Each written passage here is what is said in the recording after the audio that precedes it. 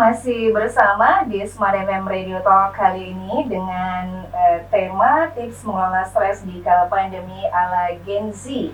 Nah, yang namanya stres ini sebenarnya normal ya, Smart Listener. Hal yang normal yang pernah dialami oleh setiap kita manusia. Stres yang normal yang bisa memberikan dampak positif juga sebenarnya, misalnya membantu kita jadinya bekerja lebih cepat ketika sedang mengejar masa tenggat waktu begitu ya. Tetapi kita juga dituntut untuk harus berhati-hati dengan yang namanya stres ini, karena kondisi stres bisa berdampak negatif kalau sering terjadi dan berkepanjangan. Nah, kita tentunya nggak mau ya mengalami stres yang berkepanjangan, ya kan, apalagi di masa pandemi seperti sekarang ini, yang tadi seperti Ibu bilang, masa dimana kita harus mau nggak mau menerima perubahannya, Ibu Desi ya. Jadi kita mau nggak mau juga harus bisa menerima dan berubah begitu. Nah, ini untuk Elvira ya, ketika lagi ngerasa stres, ini biasanya cerita ke orang lain atau enggak? Kalau Vira sih paling cuma cerita ke teman gitu. Kalau cerita gitu sama teman, cuman kayak bilang aja sih, kayak keluh kesah gitu, misalnya aduh tugas ini banyak banget gitu, atau gimana nih nggak ngerti soal pelajarannya gitu-gitu sih. Kalau misalnya cerita Gitu. Tapi kalau ke orang tua? Enggak sih, paling Enggak, kayak ya? cuma stres karena pandemi sih. Kalau stres karena pandemi nggak sampai harus cerita ke orang tua ya, paling cuma ke teman aja gitu ya. Oke. Kemudian kalau Rivaldi sendiri? Kalau saya sendiri tuh ketika saya sedang stres dan sedih itu, saya cerita kepada abang saya gitu, saya, dan saya cerita tentang pelajaran-pelajaran di sekolah, dan juga cerita tentang hal pandemi ini juga. Dan juga abang pun selalu memberikan dukungan kepada saya untuk saya tetap semangat melewati masa pandemi ini. Artinya selalu didukung juga gitu ya, nggak salah cerita berarti ya. Oke, kemudian selama pandemi aktivitas apa nih yang biasanya Elvira dan Rivaldi lakukan untuk mengisi waktu luangnya? Elvira? Vira selama pandemi selain aktif di selain daring sekolah, Vira juga aktif di beberapa kegiatan. Salah satunya itu Child Campaign, dan tergabung di Child Campaign bersama PKPA. Jadi Child Campaign ini adalah sekelompok anak yang terdiri dari beberapa daerah gitu. Jadi kami sering diskusi online gitu tentang apa sih masalah-masalah anak, hak-hak anak di daerah kami masing-masing gitu. Terus tahun lalu kami juga menyampaikan suara kami kepada KPPA tentang apa sih masalah-masalah kami selama pandemi gitu. Terus Desember lalu kita juga mengikuti pemilihan duta pelajar anti narkoba yang dilaksanakan oleh unit Saika USU.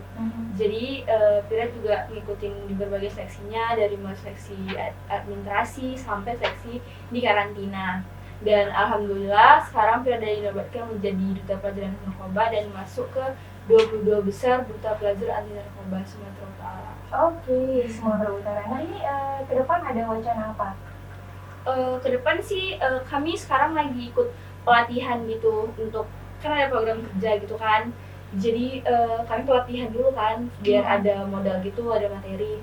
Jadi ke depannya juga ada ini sih, mau buat program kerja siaran radio juga sebenarnya. Oh, seperti itu ya. Tapi kami lagi belajar dulu untuk artinya ini gitu. secara nggak langsung pengalaman pertama dong ya.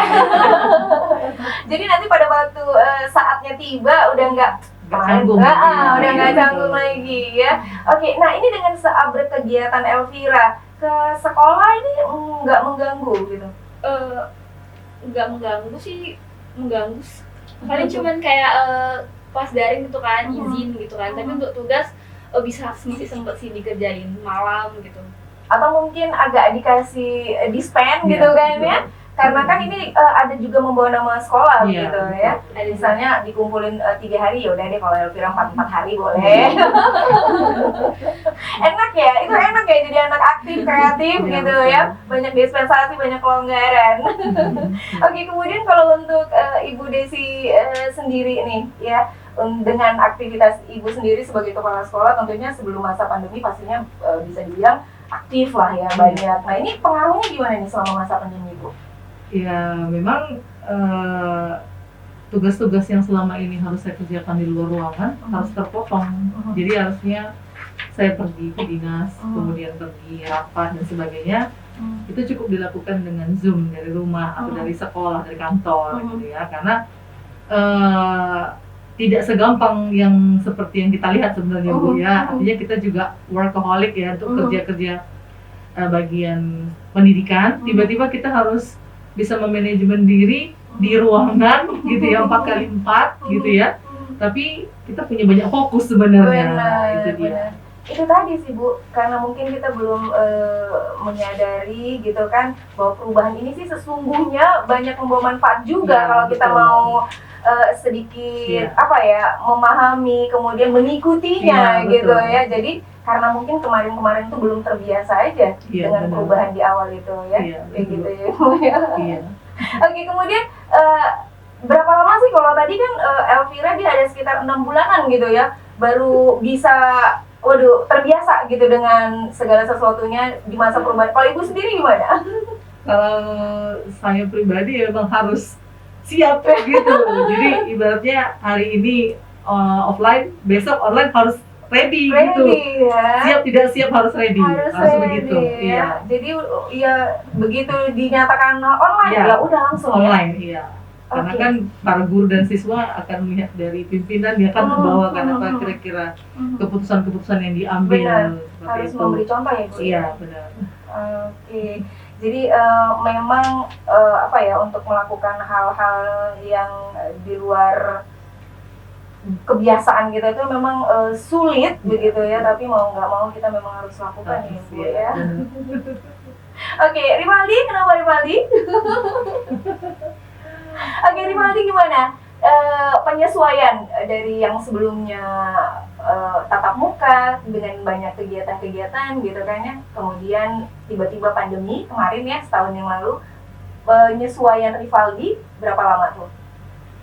Kalau penyesuaian itu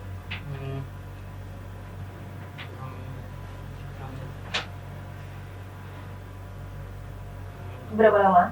Kira-kira aja. kira-kira Lama nggak? Atau sampai sekarang masih belum menyesuaikan diri? lama gitu. Lama ya?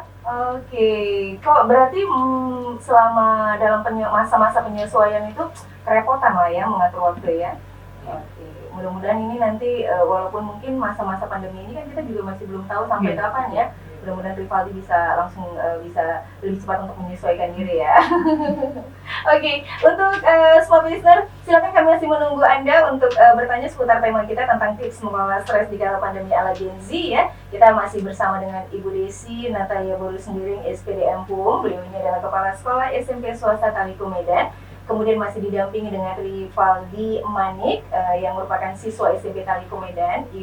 Kemudian juga Elvira Dwi Arista merupakan member Child Lead Campaign Medan dan juga merupakan siswi SMP Negeri 15 Medan. Kita jeda dulu, kita akan kembali sesaat lagi.